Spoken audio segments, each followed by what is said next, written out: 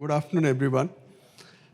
I am a doctor and I have a passion for artificial intelligence. This is something which I ventured a few years back. So my journey in ophthalmology, I'm an ophthalmologist, began in the early 80s, and that was the time of manual surgeries and skilled surgeons. Then came machine-based surgeries, and then skilled machines. And now we are seeing intelligent machines coming. So I have seen a transfer of skills from humans to machines. First the physical skills, and now the mental skills also. But believe me, skilled machines or high-end machines, they do reduce the cognitive load. I remember when I bought my first high-end phacoemulsifier with advanced capabilities in the year 2000, I found I could do double the number of surgeries without feeling tired. Surgeries became a pleasure, and it was just like driving a luxury car. Now, I see the same reduction in cognitive load coming with AI in healthcare. So I ventured into AI a few years back, liked it, deep dived into it, revised my mathematics, learned programming, and then did a formal course. And after that, I have started enjoying building AI models of various kinds, end to end, and I also enjoy experimenting with all the new stuff that keeps coming on every day. But I am a surgeon, I like dissection, so I began dissecting the models. The models are made up of layers, and I wanted to see which layer of the model sees what aspect of the image. The aim was to clip the models, reduce their computational requirements, and even the carbon footprints. But what fascinated me the most was how I could make the models explain why they were arriving at a particular diagnosis. It's not, and this is referred to as the explainability or interpretability. It was not only explaining why, but I found that the models actually were learning the concept of the disease that they were classifying, just like we doctors do. So now this explainability is something which is most important to build trust in the clinicians so that they begin to use AI in their daily practice. So I'll take you into this world of explainable AI using a retinal OCT image classifier that I made end-to-end. It was based on ResNet 18 framework, and it was trained on 4 classes. So therefore, the world of this model was only 4 classes. Of course, later on, this was scaled up to some more also. But then this particular model could classify these retinal OCT images into 4 classes. This model had an accuracy of 99.6%. I didn't get it in the first shot, but this was after more and more training, and then mainly pre-processing of the images. So I, being a domain expert, could easily do that. And I took the image number to 135,000, trained this, and then got such an accuracy. The precision, recall, and F1 scores were also very good. Recall, of course, is most important for us in the medical domain because we don't want false negatives. We don't want to miss the diagnosis. Now, the confusion matrix was also very good.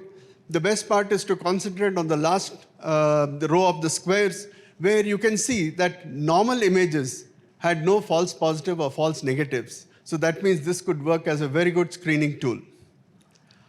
So before I touch upon the OCT scans, let me tell you a little bit about the retina itself. On the left side, you can see the picture of an eyeball. In the center, you see a cut section of the eyeball, and the orange area is the retina. Retina is the screen on which the images form, and that's how we see. So if you take a laser scan perpendicular through the retina, that means you will get to know all the structures which are there in the thickness, and they are just about 1/3 of a millimeter in thickness. Now, these are retinal OCT scans. OCT stands for optical coherence tomography, and you have these 4 scans of the 4 images, 4 classes which I'll be showing you. Now, let's see a model which is generally given to the doctor. The model, the user interface is being used, and the model has been given this particular image. And once it is asked to classify the image, it shows the diagnosis as normal, which is absolutely correct, and it also shows the confidence scores, where the confidence score is very high. Now, will a doctor accept such a model in his or her clinical practice? It is not possible, because the doctor is the one who is solely responsible and solely accountable for all that he does. So whether is he going to rely on his brains or is he going to make use of AI? That is the question. So therefore, the doctor needs to interact with the model, interact in a way that he comes to know or she comes to know why the model gave this particular diagnosis. And that is what is most important to build the trust. And I was surprised that the models not only explain why, but they can also show that they learn the concept of the disease that they are classifying. And I'm going to show you all these now in the next few slides. So I went on to explainability. First looked into what are the methods of explainability. Input-based methods, well, the model tells you, see, these are the 5 images from the training set that I've seen, and they look very similar to the image you gave. So therefore, I gave this diagnosis. It's not acceptable at all. Attribution-based methods and concept-based methods. These I'm going to discuss in detail. And a very new method that's coming out is the Fourier transforms. At various levels of the deep neural network, you have Fourier transforms going on to explain how the model came to the diagnosis. Now, attribution-based methods, there are many of them, but 3 of them are what I'm going to discuss. LIME, the local interpretable model agnostic explanations. Now here, you give an OCT image to the model. Before you give it to the model, you segment the OCT image, then occlude multiple segments randomly and get a perturbed image.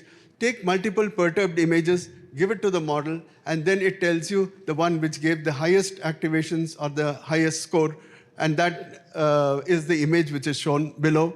So, but this is good, but then not very convincing to the doctors. Then you have integrated gradients. Here, you have a reference image which is of 0 pixels of black in color, and then you have the input image. So now there are multiple images created step by step which go from 0 to the input image level. The pixels are increased gradually. Now the activations which are which come out from the convolutional layers of the deep neural network or convolutional neural network. Now you take the activations from the last convolutional layer and then compute the gradients and make a heat map and overlay over the image. So this tells you, yes, these are the pixels which are responsible for the diagnosis. But what are most visually appealing are the class activation maps. You have many of them, weighted class activation maps, GradCam, GradCam++, TorchCam, and so many. So the basic idea is take the activations from the last convoluted layer and multiply them with the weights or the gradients, convert them to a heat map, and then overlay on the image. Now this is what a doctor would love to see. Okay, these are the pixels or regions of the image that were responsible for the diagnosis. So now, if you have a model which comes with explainability integrated in the model, it becomes more convincing for the doctors to accept them so that because they are able to interact with the model. So here the model has been given the image, it tells you the diagnosis, which is correct, CNVM, and the confidence scores are very high for that. And of course, you also see the area highlighted, which is responsible for the diagnosis. Another image is being given to the model. Now this model has got this image is of diabetic macular edema, correctly classified by the model. And then the confidence scores are given. And after the confidence scores, the area is also highlighted. So very convincing for the doctors, and they would like to go ahead with it. But not only that explainability can tell you, explain the actual reason for the diagnosis, but can also localize the lesion, and that can be used to look out for the lesions. So what I did in OCT images is that I combined all these 4 images, gave it to the model, and now asked the model, tell me, where is CNV, or the choroidal neovascular membrane? And the model points out correctly that this is the region, this is the image, or this is the part which shows CNVM. Now ask for DME, it shows correctly the DME. Now ask for drusen, it shows you the drusen. And now ask for normal, and it shows you the normal image.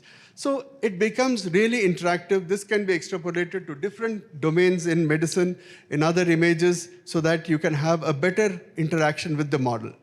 Now, with this explainability, will the doctors adopt? Yes, they will. But people have come out with the concept that this is only a local explainability. That means The model tells you for this particular instance, this image, this is the reason why I give the diagnosis. It's like you take your X-ray to a doctor and the doctor tells you, look here, these are the areas which show that you have a malignant lesion or a tuberculosis or something. But then the doctor has a concept of that in his mind. Now, does the model have a concept like this? Yes, it is true, and that is referred to as the global explainability. Now, let me explain that. It was very interesting. Now, this is an image of a diabetic macular edema, the OCT image. It shows a honeycombed appearance because of fluid-filled cysts or water-filled cysts in that. And this is the area that the doctor sees, and he has a concept of a cystic pattern, and because of which he diagnoses diabetic macular edema. Now, let's see if the model has this concept. So this, I took quite a bit of this from BKIM's research, and this was to test whether the model has the concept or not. So I took 30 cystic spaces images, 30 images of non-cystic spaces, that the rest of the 3 classes, gave it to the model, got 30 activations from each of them. Now, these were then given to a linear classifier to classify into 2 classes. Now, once it classifies into 2 classes, you get a coefficient, that's a concept activation vector. So you get a coefficient for cystic spaces. 1 minus that coefficient becomes the coefficient for the non-cystic spaces. Now, let's see how much of this is present in a new image that is given to the model. That's called testing for concept activation vectors. So this is a new image given to the model, which the model has never seen before. It's an image of diabetic macular edema. Get the activations from the model. Now compare this activation with the 2 concept activation vectors you have. Now, that is done by cosine similarity, and plot that. Now, take another image which does not have macular edema, get the activations out, compare it with the concept activation vectors, and then see how much of those are there in this image.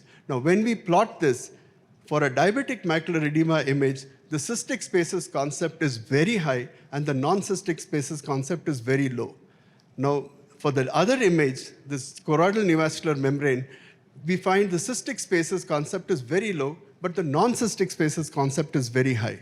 So this shows that the model can understand the concept like us doctors and explain it. So if we have a more complete model, it would look like this. Like you give an image to the model is asked the diagnosis is correct, then the model is asked how confident it is, the confidence scores are very high, and then the model is asked to show the region which it saw to give the diagnosis, and then ask the model, do you have the concept of cystic spaces? How much of it is there? Yes, 98.7%. Now give another image to the model, that is the choroidal neovascular membrane. The model diagnoses it correctly. Now we want to know the confidence scores. Here are the confidence scores. With the CNV confidence score is very high, the others are in the negative. Now this is the CNV area that it highlights, and the concept activation vectors are also, the score is also plotted, and you find that the non-cystic spaces concept is extremely high. So what I have shown you is that when a doctor interacts with the model, he would require the diagnosis, the confidence scores, the local explainability, why, and also would like to know whether the model has a general concept about the disease or not. Now, thus, you can prove that the model has a logical decision-making process, and this is where the doctors would feel that it is working like us, it is something that can be consulted, and begin to trust to use the models. Because till the doctors begin to use the models with trust, we are not going to have a collaborative AI culture. You integrate it with large language models, you can make the experience more real. So explainability and interpretability will give transparency to the model, traceability to the diagnosis, ability to question the model, credibility to the model, help us improve the models by understanding them better, trust the models, and then develop a collaborative AI culture, a culture in which the intelligence of the doctors is augmented by machines. Thank you.